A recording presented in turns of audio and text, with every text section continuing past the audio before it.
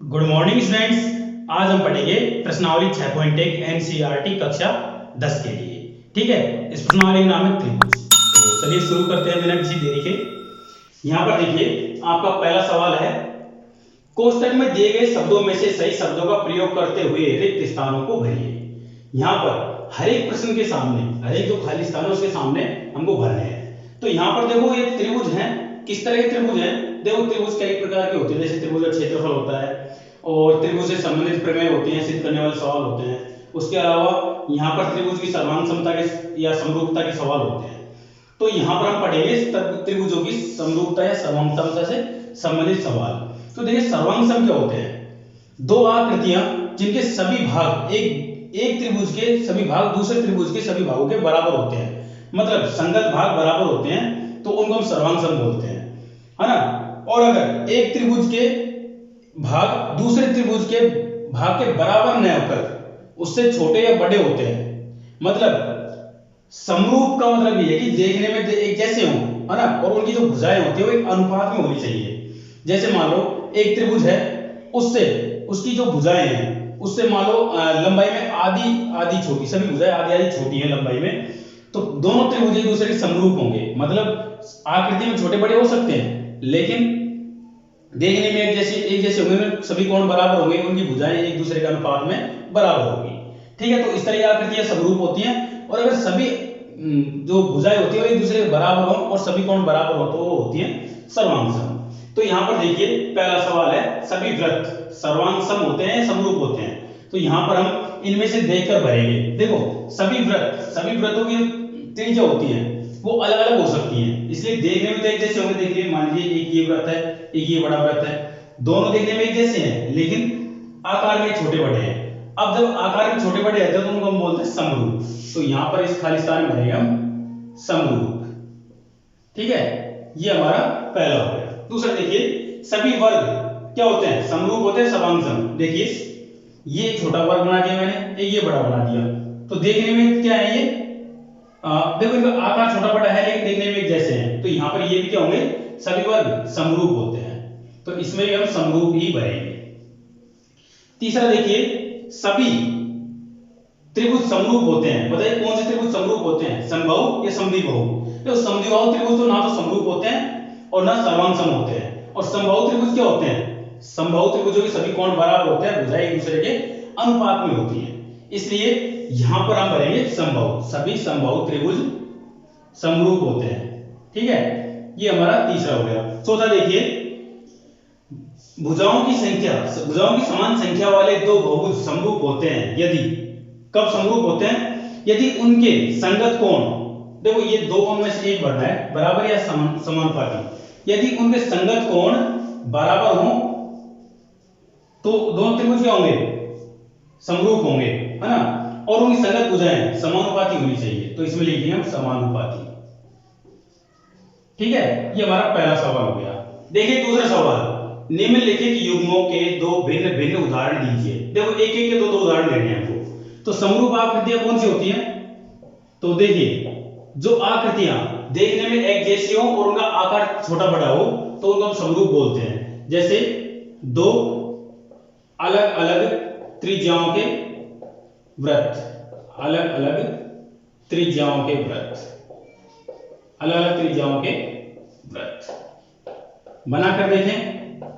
एक वृत्त ये रहा, है ना, और दूसरा वृत्त बना देते हैं हम बड़ा वाला, ये बन गया दूसरा। ठीक है, ये पहला एग्जाम्पल हो गया। इसी तरह से दो अलग अलग भुजाओं वाले वर्ग, अलग अलग भुजाओं वाले वर्ग तो बनाते हैं। देखिए, एक वर्ग मैंने ये बनाया, ठीक है, एक वर्ग मैं ये बना रहा हूं, देखो ये बन गया। दोनों वर्ग ही हैं होने को तो, लेकिन ये छोटा है ये बड़ा है, इसके सारे कोण 90 डिग्री के हैं। इसकी भुजा मान लीजिए इससे 1.5 गुना है, इसकी भुजा की ये 1.5 गुना है ना। इसी तरह सारी भुजा 1.5 गुना होगी, तो ये हो गए इनके समरूप आकृति हो गए। अब इसी तरीके से यहां पर सर्वांग सम आकृतियों के दो उदाहरण देखेंगे। तो यहां पर देखिए, दो समान त्रिज्याओं के वृत्त दो समान त्रिज्याओं के वृत्त। अगर त्रिज्याएं समान होगी तो वृत्त में तो त्रिज्या ही होती है, तो ये दोनों बराबर हो जाएंगे इस तरह से, समान त्रिज्या वाले वृत्त। इसी तरीके से समान भुजा वाले, दूसरा एग्जांपल है, समान भुजा वाले दो समबाहु त्रिभुज, ये इसका एग्जांपल हो गया। जैसे यहां पर मान लीजिए एक समबाहु त्रिभुज है, ये दूसरा है, जिनकी सभी भुजाओं की लंबाई बराबर है, मान लीजिए 10 सेंटीमीटर, तो सभी सारी भुजाएं 10-10 सेंटीमीटर की हैं, और प्रत्येक कोण 60-60 डिग्री का होता है समबाहु त्रिभुज में। तो ये हमारे दूसरे सवाल के एग्जांपल हो गए। ठीक है, चलिए तीसरा सवाल देखिए, बताइए कि निम्नलिखित चतुर्भुज समरूप हैं या नहीं है। तो ये दो चतुर्भुज दिख रहे हैं, आपको देखकर बताना है कि समरूप है या नहीं है। तो देखिए समरूप चतुर्भुजों की क्या पहचान होती है, एक तो उनके सारे संगत कोण बराबर होते हैं, और दूसरी जो उनकी भुजाएं होती हैं वो एक दूसरे के समानुपाती होती हैं। ठीक है, तो हम दोनों चीजों को चेक करते हैं। देखिए यहाँ पर ये कोण 90 डिग्री का है, ये भी 90 डिग्री का है ना, मतलब कोण P बराबर कोण A है, इसी तरीके से कोण Q के बराबर कोण B है, कोण R के बराबर कोण C है, और कोण S के बराबर कोण D है।